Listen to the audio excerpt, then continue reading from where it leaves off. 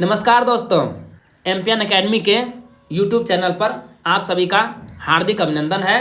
प्रस्तुत है Bihar current affairs. दोस्तों, इस वीडियो में हम लोग जनवरी 2022 महीने के बिहार करंट अफेयर्स से संबंधित 30 महत्वपूर्ण मल्टीपल चॉइस क्वेश्चंस को शुद्ध हिंदी में व्याख्या के साथ हल करेंगे।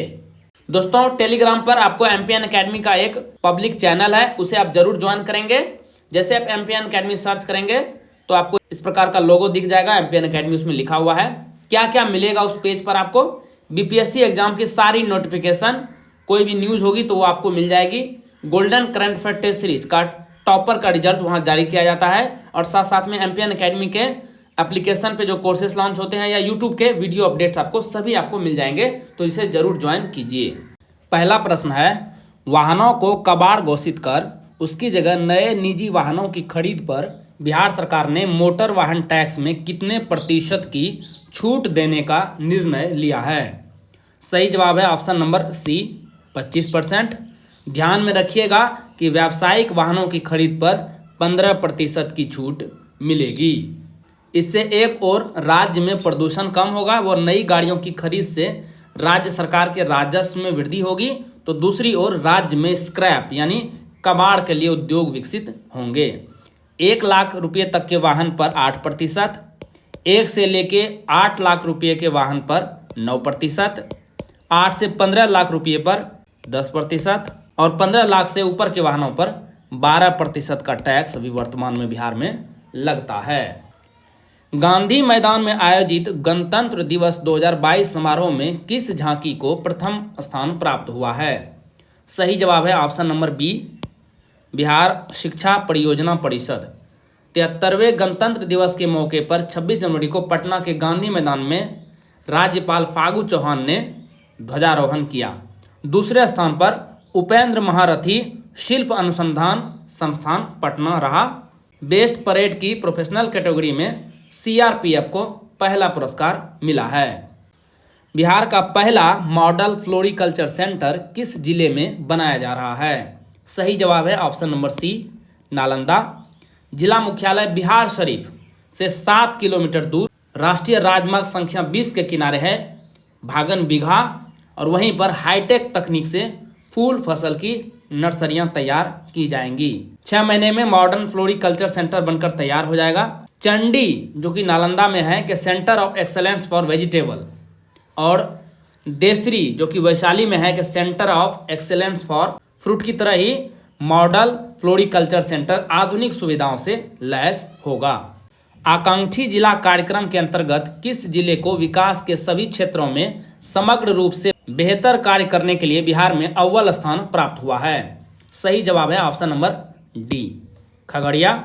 नीति आयोग के मुख्य कार्यपालक पदाधिकारी कौन है अभी? सीईओ अमिताभ कांत ने बिहार के मुख्य सचिव कौन है अभी? अमीर सुबहानी को लिखे पत्र में कहा है कि नवंबर 2021 के प्रदर्शन के आधार पर इन जिलों की रैंकिंग दी गई है।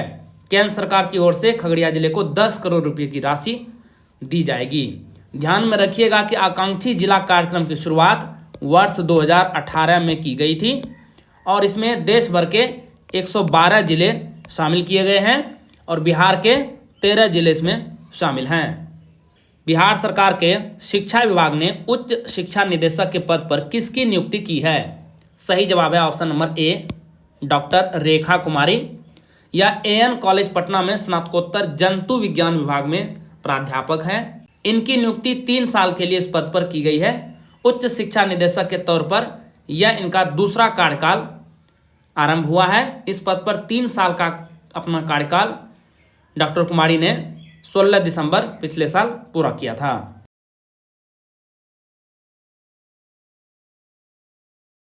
दोस्तों, 67वीं बीपीएससी और सीडीपीओ प्रारंभिक परीक्षा के लिए जरूरी 17 महीने के क्वालिटी करंट अफेयर्स को आप आसानी से केवल 25 घंटे में रिवाइज कर सकते हैं। कैसे? सबसे पहले ये जानिए कि 17 महीने का करंट अफेयर्स क्यों स्टडी करना है। क्योंकि 66वीं बीपीएससी में प्रश्न अक्टूबर 2020 तक के ही आए थे और 67वीं बीपीएससी और सीडीपीओ प्रारंभिक परीक्षा डिले हो गई है, तो आपको नवंबर 2020 से लेकर के मार्च 2022 तक के करंट अफेयर्स स्टडी करने हैं, क्योंकि परीक्षा संभवतः अप्रैल महीने में होगी।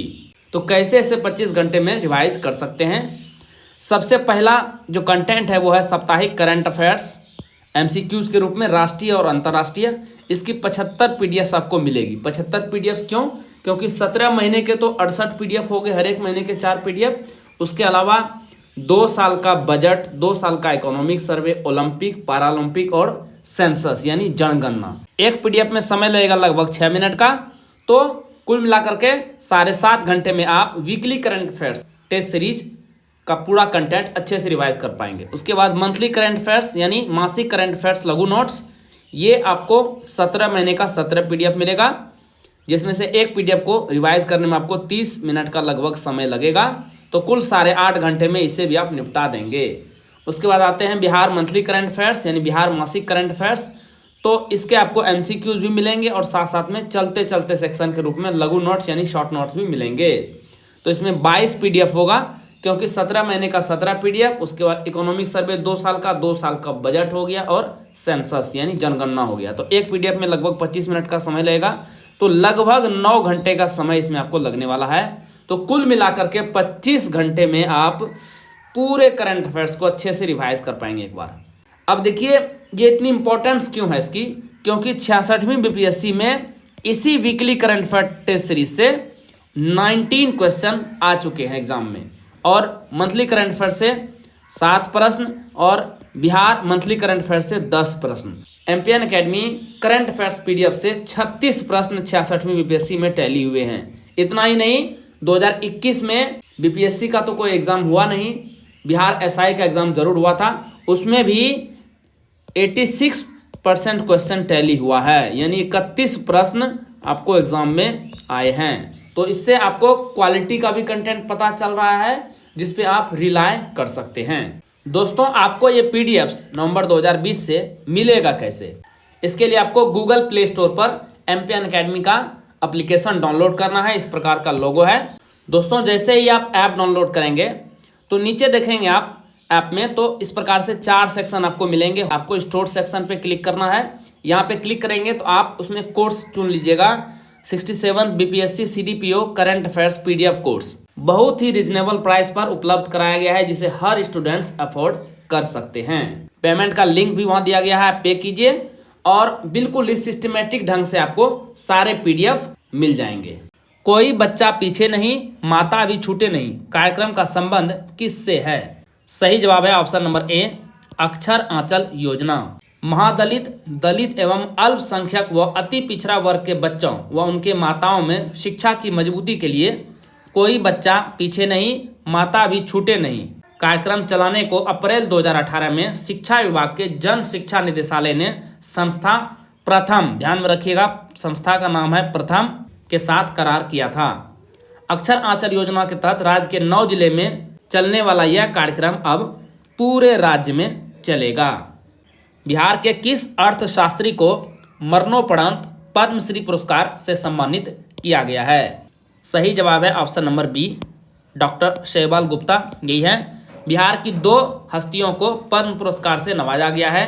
Centre for economic policy and public finance के निदेशक व एशियाई विकास शोध संस्थान आद्री के सदस्य सचिव रहे बिहार के प्रसिद्ध अर्थशास्त्री डॉक्टर शैवाल गुप्ता को साहित्य व शिक्षा के क्षेत्र में योगदान के लिए मरणोपरांत पद्मश्री से सम्मानित किया गया है। पिछड़े राज्यों को विशेष दर्जा देने और उन्हें विशेष वित्तीय सहायता दिए जाने को लेकर बनी रघुराम राजन कमेटी में शैवाल गुप्ता बतौर सदस्य शामिल थे।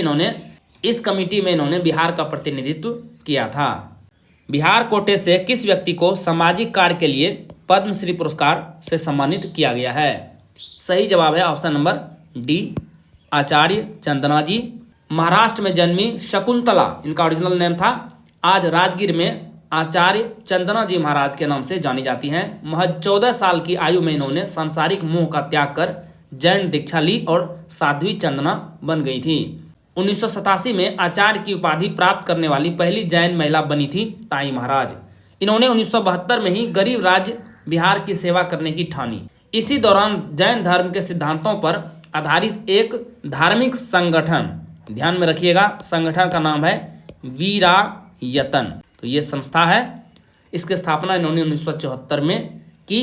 वीरायतन दो शब्दों वीर और आयतन से मिलके बना है। वीर का अर्थ है भगवान महावीर और आयतन का अर्थ है पवित्र स्थान।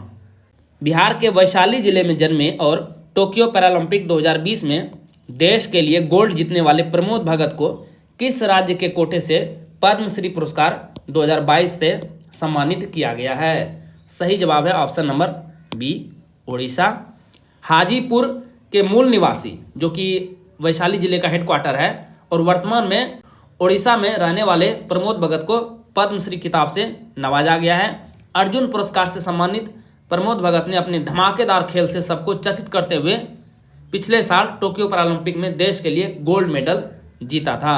प्रमोद भगत ने पुरुष एकल बैडमिंटन स्पर्धा SL3 वर्ग के फाइनल में ग्रेट ब्रिटेन के डेनियल बेथेल को 2 सीधे सेटों में 21-14 और 21-17 से हरा करके गोल्ड मेडल जीता था। एक और व्यक्ति का नाम ध्यान में रखिएगा। धार्मिक पुस्तकों के प्रकाशन के प्रमुख केंद्र गीता प्रेस ट्रस्ट बोर्ड के अध्यक्ष व 38 वर्षों तक कल्याण पत्रिका के संपादक रहे राधे श्याम खेमका को मरणोपरांत पद्म विभूषण से सम्मानित किया गया है। इनका जन्म मुंगेर जिले में हुआ था, बिहार के। कृषि उत्पादों की जांच तथा राष्ट्रीय व अंतर्राष्ट्रीय निर्यात के लिए जरूरी बिहार का पहला NABL लैब किस विश्वविद्यालय में स्थापित किया जा रहा है? सही जवाब है ऑप्शन नंबर बी, बिहार कृषि विश्वविद्यालय सबौर, भागलपुर। कृषि उत्पादों के निर्यात के लिए संस्था है NABL। इसका फुल फॉर्म है national accreditation board for testing and calibration laboratories से जांच कराकर प्रमाण पत्र लेना होता है। इसमें यह दर्ज होता है कि उक्त उत्पाद में केमिकल व कीटनाशक की मात्रा कितनी है, इसके अलावा विटामिन, प्रोटीन आदि की मात्रा कितनी है। अभी सबसे नज़दीक में यह लैब कोलकाता में है। लैब बन जाने से किसानों को बिहार से बाहर नहीं जाना पड़ेगा। कम खर्च व समय में जांच भी हो जाएगी। दोस्तों, यदि आप जांचना चाहते हैं कि आपकी 67वीं BPSC प्रारंभिक परीक्षा और CDPO प्रारंभिक परीक्षा की तैयारी कैसी है करंट अफेयर्स की, तो ये कोर्स आपके लिए बहुत ही महत्वपूर्ण है। कोर्स का नाम है golden current affair test series 67वीं BPSC प्रारंभिक परीक्षा। बिल्कुल हिंदी भाषा में आपको मिलेगा। कुल 25 क्वेश्चन का सेट मिलेगा। एक क्वेश्चन में 50 MCQs होंगे, तो कुल मिलाकर के 1250 क्रीम क्वेश्चन सेलेक्टेड किए गए हैं 17 महीने के करंट अफेयर से, जो कि 67वीं BPSC प्रारंभिक परीक्षा के लिए जरूरी है। नवंबर 2020 से लेकर मार्च 2022 तक के इसमें बिहार, नेशनल और इंटरनेशनल तीनों का करंट अफेयर्स शामिल है। एक टेस्ट पेपर सॉल्व करने के लिए आपको 40 मिनट का समय दिया जाएगा। 50 उसमें क्वेश्चन रहेंगे। ये आपको मिलेगा कैसे? आप चले जाइए गूगल प्ले स्टोर पर एम्पियन एकेडमी का एप्लीकेशन डाउनलोड कीजिए। वहाँ पर आप स्टोर सेक्शन में चले जाएंगे तो ये कोर्स आपको दिख जाएगा। फ्री डेमो टेस्ट भी ऐप पर उपलब्ध कराया गया है। आप चाहें तो एक बार फ्री डेमो टेस्ट भी दे सकते हैं और अपना मूल्यांकन कर सकते हैं। प्रत्येक टेस्ट के बाद रिजल्ट की घोषणा की जाएगी। हाल ही में चर्चा में रहा ओरनी डैम बिहार के किस जिले में स्थित है? सही जवाब है ऑप्शन नंबर सी, बांका में।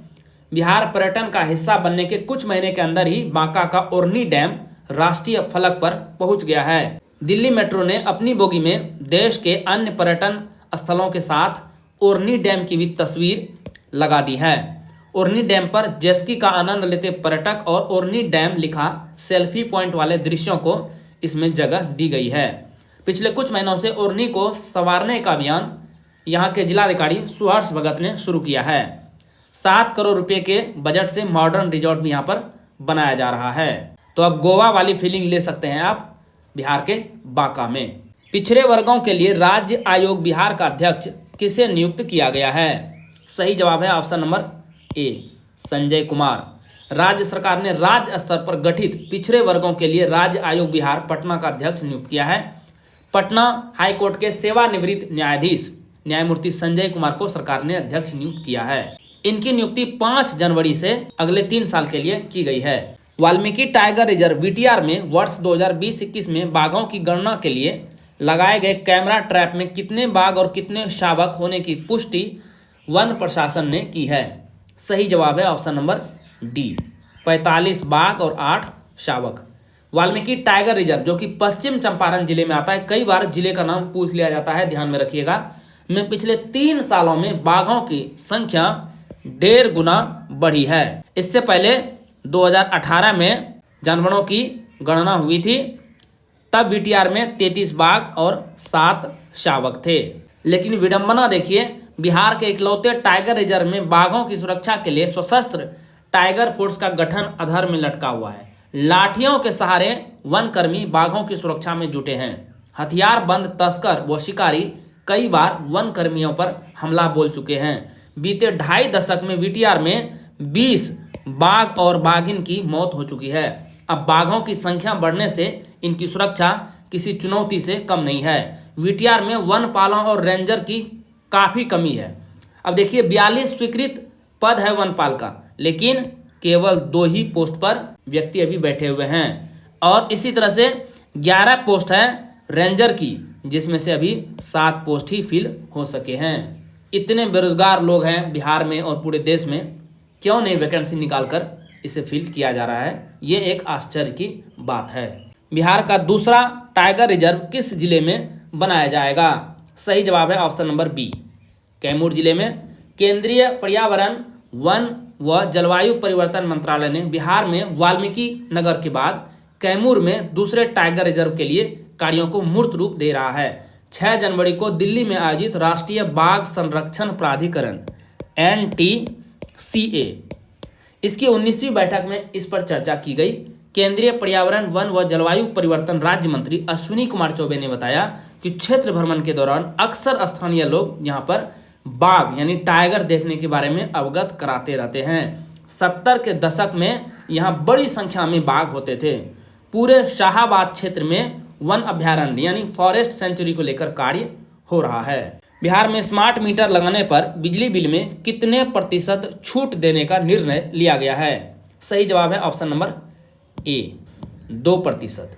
स्मार्ट प्रीपेड मीटर लगाने पर अब 3% मिलने वाली छूट जो पहले होती थी में बिजली कंपनी ने आंशिक बदलाव करते हुए इसे 2% कर दिया है। 1% अतिरिक्त छूट तभी मिलेगी जब उपभोक्ता ऑनलाइन रिचार्ज कराएंगे। रिचार्ज कूपन लेने पर उपभोक्ताओं को मिलने वाली 1% की अतिरिक्त छूट नहीं मिलेगी। किस नदी पर प्रस्तावित और लगभग 2 दशक से लंबित राज्य की सबसे बड़ी पनबिजली परियोजना डगमारा को उत्पादन लागत अधिक होने के कारण बंद कर दिया गया है?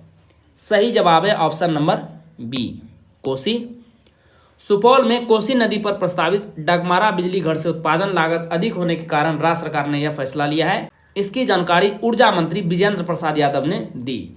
डगमारा में 7.65 मेगावाट की कुल 17 यूनिटें बननी थी और कुल उत्पादन होना था 130 मेगावाट। लेकिन 7 जनवरी को प्राधिकरण ने डगमारा की डीपीआर को वापस कर दिया है। प्राधिकरण के सचिव विजय कुमार मिश्र ने कहा है कि डगमारा से बिजली के उत्पादन पर प्रति मेगावाट 43.39 करोड़ रुपये खर्च होंगे, जो दूसरी पनबिजली परियोजनाओं से 10 करोड़ रुपये प्रति मेगावाट अधिक है।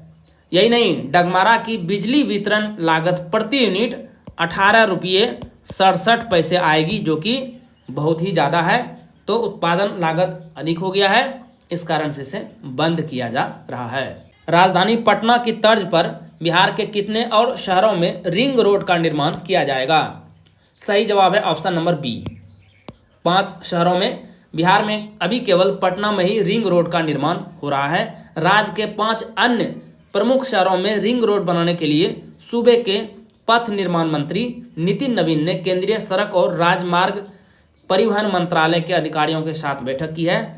5 शहरों में से 3 का नाम फाइनल हो गया है। तो ये 3 कौन कौन है? गया, भागलपुर और मुजफ्फरपुर, जबकि बाकी 2 शहरों का चयन अभी होना है। पटना रिंग रोड 15,000 करोड़ रुपए की लागत से बनाया जा रहा है और इसमें टोटल किलोमीटर होगा, लंबाई इसकी 138 किलोमीटर के लगभग, और परियोजना में 4 और 6 लेन के सड़कें बनाई जाएंगी। हाल ही में चर्चा में रहा पुरातात्विक अवशेष समेटे गुवारीडीह किस नदी के किनारे स्थित है? सही जवाब है ऑप्शन नंबर सी, कोसी नदी के किनारे। भागलपुर जिले के गुवारीडीह बिहार कोसी किनारे स्थित गुवारीडीह टीले में पुरातात्विक अवशेष जैसे सुंदर कलाकृतियों वाले मिट्टी के बर्तन, पत्थर के औजार, जानवर की हड्डियां व दांत, हिरण के सींग, मुहर, घड़ा, पुराने सिक्के, बड़ा चूल्हा, मनके, टेराकोटा, पत्थर की चिड़िया समेत 10 फीट मोटी दीवार भी मिली है, जिसका निरीक्षण देखिए स्वयं मुख्यमंत्री जी कर रहे हैं। ग्रामीणों के अनुसार ग्वारेडी बिहार पहले 25 एकड़ में फैला हुआ था।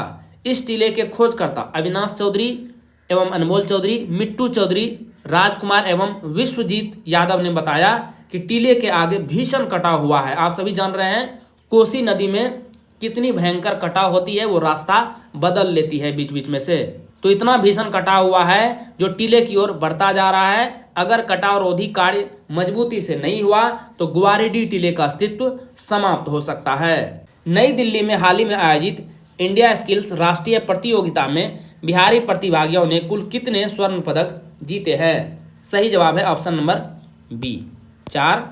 राज्य के 11 युवाओं ने पदक जीते हैं, जिसमें 4 स्वर्ण पदक, 2 रजत पदक और 5 कांस्य पदक शामिल है।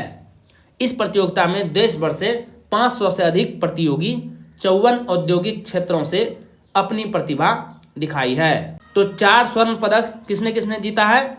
उत्सव, बद्रीनाथ, रोशन कुमार और ताबिशी तन्नू ने। बिहार के किस जिले में स्थित मंदार पर्वत को मोर अभयारण्य क्षेत्र बनाने की पहल शुरू की गई है? सही जवाब है ऑप्शन नंबर बी बांका। देवासुर संग्राम का गवारा प्राकृतिक व रमणीक छटा से भरपूर मंदार पर्वत के साथ अब एक और कड़ी जुड़ने जा रही है। मंदार पर्वत क्षेत्र में मोर अभयारण्य बनाने की पहल शुरू हो चुकी है। इसके लिए वन विभाग ने सर्वे कर रिपोर्ट वरीय अधिकारियों को सौंप दी है। इस पर जल्द ही काम शुरू हो जाएगा। ध्यान में रखिएगा कि मंदार पर्वत पर रोपवे सितंबर 2021 पिछले साल शुरू हो गया है, जो कि राजगीर के बाद दूसरा है। यहाँ पर एक सरोवर है, ध्यान में रखिएगा, उस सरोवर का नाम है पापहरनी सरोवर। 2 एक्ट ध्यान में रखिएगा जिसके तहत मोर अभयारण्य क्षेत्र बनाया जाएगा। पहला एक्ट है भारतीय वन्य जीव संरक्षण अधिनियम 1972 की धारा 18 व धारा 26A और दूसरा है भारतीय वन बिहार संशोधन अधिनियम 1989 की धारा 29। बिहार सरकार के अधीन नियुक्ति के लिए विभिन्न आयोगों द्वारा ली जाने वाली प्रतियोगिता परीक्षाओं में बिहार के सरकारी सेवकों को राज्य सरकार की सेवा में आने के बाद अधिकतम कितनी बार शामिल होने का मौका दिया जाएगा? सही जवाब है ऑप्शन नंबर ए, केवल 3 बार। सामान्य प्रशासन विभाग ने आयोग द्वारा ली जाने वाली प्रतियोगिता परीक्षाओं के संबंध में सभी विभागों के प्रधान, पुलिस महानिदेशक, प्रमंडलीय आयुक्त, जिलाधिकारी के साथ बीपीएससी, तकनीकी सेवा और कर्मचारी चयन आयोग के सचिव को पत्र लिख दिया है। इसमें साफ तौर पर कहा गया है कि प्रतियोगिता परीक्षाओं में बैठने के लिए अवसरों की सीमा वर्ष 2003, ध्यान में रखिएगा ये वर्ष, इसमें जारी संकल्प संख्या 6516 के तहत समाप्त की जा चुकी है। तो 3 अवसर तो सरकारी सेवकों के लिए है, जबकि राज्य के सरकारी सेवा से भिन्न अभ्यर्थियों के लिए अवसरों की कोई सीमा नहीं रखी गई है। ऐसा इसीलिए किया गया है कि अक्सर लोग सेवा में आ जाते हैं, उसके बाद हायर पोस्ट के लिए तैयारी करते रहते हैं, जिससे उसका वर्तमान जो कार्य क्षेत्र है वो काफी प्रभावित होता है। तख्त श्री हरि मंदिर जी पटना साहिब के मुख्य ग्रंथी का नाम क्या था, जिनका निधन हाल ही में कृपाण से घायल होने के बाद हो गया है? सही जवाब है ऑप्शन नंबर ए, भाई राजेंद्र सिंह। 72 वर्षीय मुख्य ग्रंथी भाई राजेंद्र सिंह 13 जनवरी की सुबह अपने कमरे में जख्मी हालत में पाए गए थे। प्रारंभिक तौर पर यह बात सामने आई थी कि इन्होंने कृपाण से गले पर खुद ही वार कर आत्महत्या का प्रयास किया है। स्थानीय संगत व सेवादारों ने इसे गहरी साजिश करार देते हुए उच्च स्तरीय जांच की मांग की थी। मृदुभाषी व मिलन स्वभाव के भाई राजेंद्र सिंह ने 2 दशक पहले विवाद होने के बाद जत्थेदार के प्रस्ताव से खुद को अलग कर दिया था, लेकिन उनकी सेवानिवृत्ति की घोषणा प्रबंधक कमेटी के पदाधिकारियों द्वारा की गई थी, लेकिन इसके बाद काफी हंगामा हुआ था और आदेश को वापस लेना पड़ा था। भाई राजेंद्र सिंह के निधन के बाद ध्यान में रखिएगा एक समिति का नाम, उसका नाम है दधीची देहदान समिति। तो इस समिति की पहल पर परिजनों की सहमति से पीएमसीएच में इनकी दोनों आंखें दान कर दी गई हैं। बिहार में पुलिस, एम्बुलेंस और फायर ब्रिगेड के लिए अब कौन सा एक ही इमरजेंसी नंबर जारी किया जाएगा? सही जवाब है ऑप्शन नंबर सी, 112। अभी पुलिस के लिए 100, एम्बुलेंस के लिए 108 और फायर ब्रिगेड की मदद के लिए 101 नंबर डायल करना पड़ता है। अब इसमें से किसी का प्रयोग नहीं होगा, बल्कि केवल एक ही नंबर यूज होगा 112। यह व्यवस्था काफ़ी हाईटेक है। ग्लोबल पोजिशनिंग सिस्टम जीपीएस से इसे जोड़ा गया है। इससे फ़ोन करने वाले का लोकेशन भी उसके कॉल के साथ कमांड सेंटर को मिल जाएगा। इससे रिस्पॉन्स टाइम कम लगेगा। Emergency response support system ERSS के लिए गाड़ियों की खरीद कर ली गई है। शुरुआत में पायलट प्रोजेक्ट के तौर पर इसे 10 जिलों में शुरू किया जाएगा। नई दिल्ली स्थित बिहार भवन के वर्तमान स्थानिक आयुक्त कौन है? सही जवाब है ऑप्शन नंबर बी, पलका साहनी। चर्चा में क्यों है ये? बिहार प्रशासनिक सेवा के अधिकारी संजय सिंह को नई दिल्ली स्थित बिहार भवन का उप स्थानिक आयुक्त बनाया गया है। पहले वह सहायक स्थानिक आयुक्त के पद पर पदस्थापित थे। बिहार पुलिस सेवा के अधिकारी और विशेष सुरक्षा दल में DSP शम्स अफरोज को बिहार भवन का सहायक स्थानिक आयुक्त नियुक्त किया गया है। ऑप्शन नंबर सी देखेंगे, कुमार दिग्विजय। तो ये बिहार भवन में मुख्य प्रशासनिक अधिकारी और संयुक्त श्रम आयुक्त हैं, जबकि ममता श्री ओझा ये सचिव RC से संपर्क अधिकारी हैं। अब आगे के प्रश्न आपको भारत वन स्थिति रिपोर्ट यानी India state of forest report 2021 से मिलेंगे। पहला प्रश्न है बिहार से संबंधित। बिहार का कुल दर्ज वन क्षेत्र RFA कितना है? सही जवाब है ऑप्शन नंबर बी, 7,442 वर्ग किलोमीटर। बिहार में आरक्षित वन यानी रिजर्व फॉरेस्ट ये है 693 वर्ग किलोमीटर। संरक्षित वन यानी प्रोटेक्टेड फॉरेस्ट ये है 6,183 वर्ग किलोमीटर। बिहार में अवर्गीकृत वन यानी अनक्लास्ड फॉरेस्ट ये है 566 वर्ग किलोमीटर। तीनों को जोड़ देंगे तो ये फिगर आ जाएगा रिकॉर्डेड फॉरेस्ट एरिया यानी कुल दर्ज वन क्षेत्र, जिसे शॉर्ट में RFA कहते हैं। बिहार का भौगोलिक क्षेत्रफल कितना है? वो है 94,163 वर्ग किलोमीटर। तो परसेंटेज निकालेंगे तो बिहार का कुल दर्ज वन क्षेत्र यानी RFA, तो ये जो किलोमीटर वर्ग क्षेत्र है ये कुल भौगोलिक क्षेत्र का 7.9% है। बिहार के भौगोलिक क्षेत्र का कितना प्रतिशत कुल वन आवरण यानी टोटल फॉरेस्ट कवर है? सही जवाब है ऑप्शन नंबर सी, 7.84%। सूबे में 6.5% सघन वन है, 50.86% ये है मध्यम और 42.64% ये है खुला वन। पिछली 2019 की तुलना में 2021 में 25 जिलों में कुल लगभग 75 वर्ग किलोमीटर का वन क्षेत्र बढ़ा है और परसेंटेज में निकालेंगे तो ये है 1.03%। 2 साल में सूबे में तकरीबन 8,41,50,000 पौधे लगाए गए हैं और बिहार में झाड़ी यानी श्रब का क्षेत्रफल है लगभग 236 वर्ग किलोमीटर। बिहार के भौगोलिक क्षेत्र का कितना प्रतिशत वृक्ष आच्छादन यानी ट्री कवर है? सही जवाब है ऑप्शन नंबर सी, 2.49%। बिहार में वृक्ष आच्छादन यानी ट्री कवर का यदि क्षेत्रफल देखेंगे तो वो है 2,341 वर्ग किलोमीटर। और रिकॉर्डेड वन क्षेत्र यानी RFA ये कितना है? ये है 2,550 वर्ग किलोमीटर। दोनों को जोड़ देंगे तो बिहार में जंगल के बाहर के क्षेत्र यानी ट्री आउटसाइड फॉरेस्ट TOF वो दोनों को जोड़ेंगे तो वो हो जाएगा 4,891 वर्ग किलोमीटर। बिहार के वनों का उगता स्टॉक यानी ग्रोइंग स्टॉक कितना है? सही जवाब है option number A, 30.52 million cubic metre. तो ग्रोइंग स्टॉक क्या होता है? एक वनाच्छादित क्षेत्र में सभी जीवित पेड़ों का वॉल्यूम यानी आयतन जो होता है उसी को ग्रोइंग स्टॉक कहते हैं। तो बिहार में जंगल के बाहर के पेड़ यानी TOF इसका जो आयतन है वो है 41.04 मिलियन क्यूबिक मीटर। तो इन दोनों को जोड़ देंगे तो फिगर आ जाएगा 71.56 मिलियन क्यूबिक मीटर। बिहार के वनों यानी फॉरेस्ट में ग्रोइंग स्टॉक का अनुमान ये है 41.01 घन मीटर प्रति हेक्टेयर। बिहार में बांस असर वाला क्षेत्र यानी बम्बू बियरिंग एरिया कितना है? सही जवाब है ऑप्शन नंबर ए, 1103 वर्ग किलोमीटर। भारत की वन स्थिति रिपोर्ट 2019 के अनुसार 1136 वर्ग किलोमीटर था। तो देखेंगे तो 33 वर्ग किलोमीटर क्षेत्र घट गया है बांस असर वाला क्षेत्र। ये जो 1103 वर्ग किलोमीटर है, इसको यदि आप अलग अलग करेंगे तो इसमें बहुत सारी कैटेगरी है। शुद्ध बांस है वो है 23 वर्ग किलोमीटर, घने बांस है वो है 70 वर्ग किलोमीटर, उसके बाद बिखरे हुए जो हैं वो है 511 वर्ग किलोमीटर।